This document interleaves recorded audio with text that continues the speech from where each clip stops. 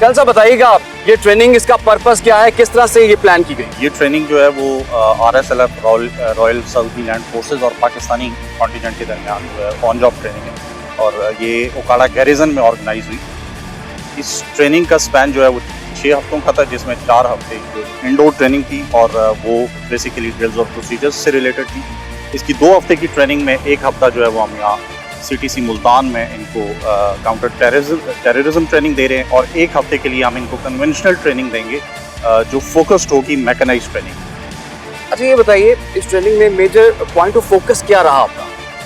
हमारा जो इस ट्रेनिंग का पॉइंट ऑफ फोकस है that is to harness the military to military ties जो हमारी सऊदी फोर्सेस के साथ हैं और अपनी पाकिस्तान आर्मी की, and then to polish the drills and procedures.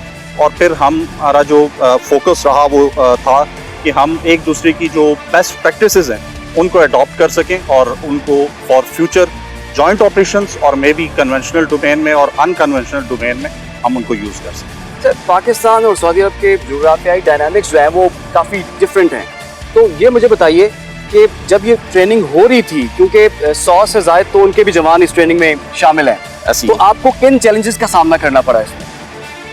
Challenges जो एक इम्पॉर्टेंट चैलेंज था दैट वाज लैंग्वेज बैरियर, जिसको हमने ओवरकम किया विद आवर इंटरप्रेटर्स।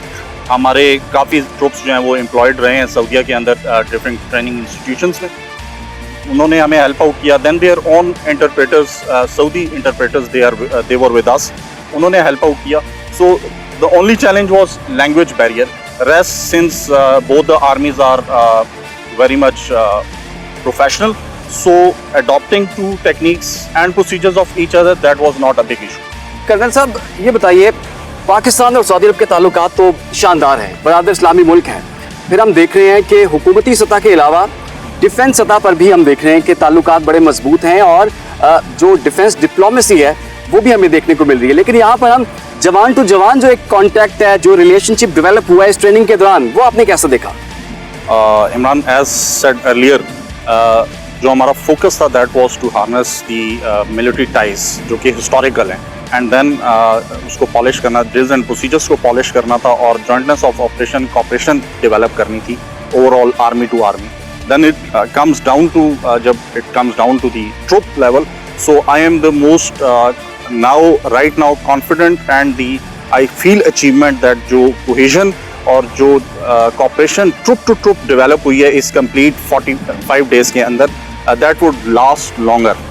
कर्नल साहब, हमें पता है कि पूरी दुनिया में टेररिज्म एक बहुत बड़ा मसला बना हुआ है हर मुल्क के लिए, और जो ट्रेनिंग आपने प्लान आउट किया है, डिज़ाइन किया है, उसमें दहशतगर्दी के खिलाफ जंग लड़ने के लिए किस तरह से इस चीज़ों को प्लान किया गया और कौन से सेगमेंट शामिल किए गए इसमें? Imran, you know, Pakistan army is the battle hardened army. Since 2002 हम काउंटर टेररिज्म ऑपरेशंस में जो है वो मुख्तलिफ अदवार में इन्वॉल्व रहे हैं, and we are the most experienced army in complete world.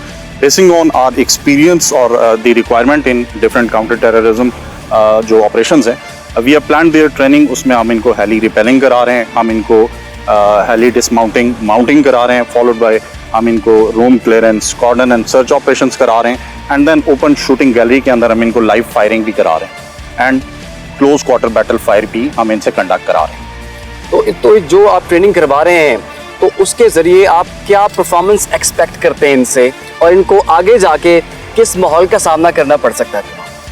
We expect कि जो ये यहाँ से सीख के जा रहे हैं, they should be, the troops should be able to deliver once required, अगर इनके अपनी कंट्री के अंदर या may be employment elsewhere if it is required, so they should be able to deliver and they should able to react to the counter terrorism operations. Thank you sir. Thank you.